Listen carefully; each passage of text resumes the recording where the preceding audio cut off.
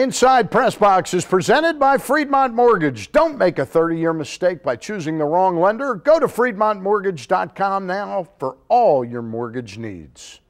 And welcome to another edition of Inside PressBox presented by Freedmont Mortgage. I'm your host, Stan the Fan Charles. And if you live or work in Owings Mills, you've probably seen the construction taking place along Owings Mills Boulevard, adjacent to the Caves Athletic Complex, occupied by Stevenson University. That construction has taken place at the site of the old Colts and Ravens practice facility, and coming out of the ground is the Stevenson Mustangs' new football stadium. That's right, I said new football stadium. The Stevenson Mustangs will kick off their first ever season on Saturday night, September the 10th. On this week's show, we take a closer look at what led up to deciding to have a football program and all that has followed since then, including constructing the new stadium. I'll talk with Athletic Director Brett Adams about what this new facility means for the university and how it changes his job description. I'll also speak with head coach Ed Hoddle about how he has been preparing for this inaugural season and what he's expecting to see from his team. But the first person I spoke with while visiting the campus of Stevenson University was the man behind the whole vision of what athletics could do to his university, Stevenson University President Kevin Manning. And as promised, I'm here with Dr. Kevin Manning, the president of Stevenson University, and you can see the backdrop behind us. There's some construction going on here, Dr. Manning, to the tune of approximately $7 million, the cost of building this stadium, all the other costs. Tell us why you're doing it here over at Stevenson University. Well, thanks, and again, thanks for coming. We have a new football team, which starts the first home game is September 10th. And several years ago, we decided that we wanted to be a national leader in Division III athletics. And of course, we've got this great location here, which was the former site of the Ravens and the Colts. And we decided about 2 years ago that we wanted to put up a stadium for football and lacrosse and all the other programs. Lacrosse is a nationally ranked program, and we're real excited about it. Tell us a little bit about what went into the thinking. In other words, in normal business, there's a thing called return on investment. Right. How do you get your return on this? I know it's exciting on campus, but do you get a real quantifiable return, Dr. Manning? Yeah, that's a good question. We actually have been expanding our enrollment over the past 11 years. So most people don't realize that Stevenson now has about, this fall, we'll have 3,200 students. So from 2000 to now, we've doubled in size, and we're completing 2 new residence halls. So this all fit in with our enrollment expansion, the marching band, the football team, lacrosse programs, and all the other things that are going on. What kind of feedback do you get in the community of Owings Mills itself, the retailers and the people that live nearby? Are they excited, or do they see this as something as a little bit of a problem, that there's going to be so much action? I think they're all very excited. You know, I've been surprised. I've been in higher ed for 45 years, and I really, although I went to Ohio State, which has Big Ten football, we never worked at a university that had a football team.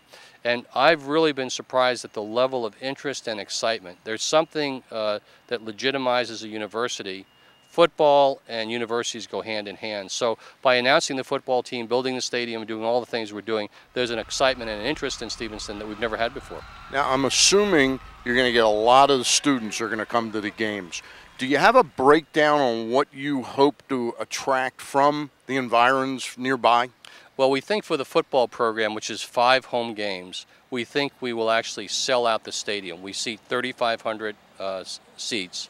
And we're expecting for each of the games about 1,500 students, which is the number of students that we have on our campus. So we're expecting that for all those games, they'll be sold out.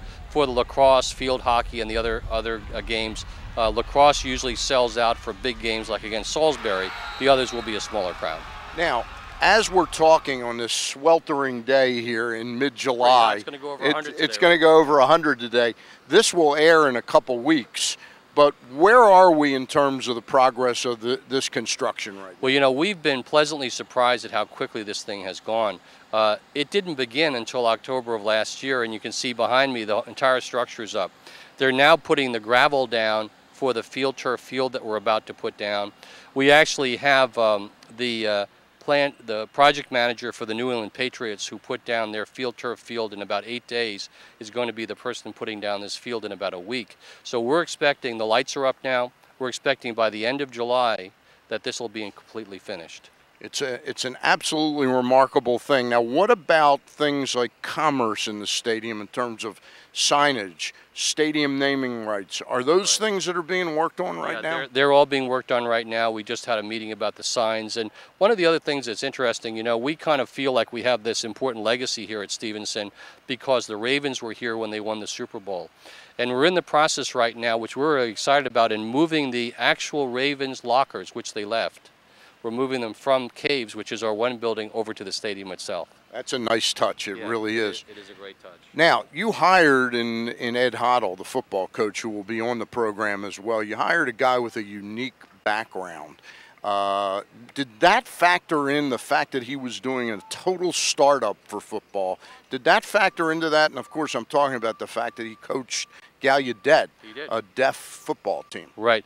Yeah, we were very impressed. We had known Ed for about 3 years, and he actually had worked with us as a consultant on making the decision about to go with football. But he had done such an outstanding job at Gallaudet, and he's such an enthusiastic person that we knew that he would be the kind of coach that we would want to have. What will teams that visit this stadium, the Division III programs from around the Middle Atlantic, Northeast, what are they going to think of this place when they see it? I mean, I hope they'll be really proud to play in the stadium, but we really do think that we have one of the top venues in the United States in Division III. And part of it is because of the stadium itself. You know, most college Division III programs will just build a field and have some bleachers. And we've had that in the past for our games, but we're building the whole stadium, and it's within this broader context of the gymnasium and then the Caves and where the Ravens used to play and the Colts and things like that. So we think people will really be excited when they come.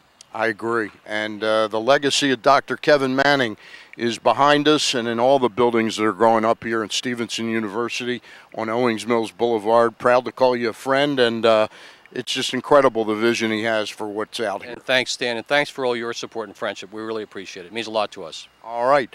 We will be back, and we'll be talking to Coach Ed Hoddle and Brett Adams, athletic director here at Stevenson University. That's up next. Inside PressBox is presented by Freedmont Mortgage. Don't make a 30-year mistake by choosing the wrong lender. Go to FreedmontMortgage.com for all of your mortgage needs.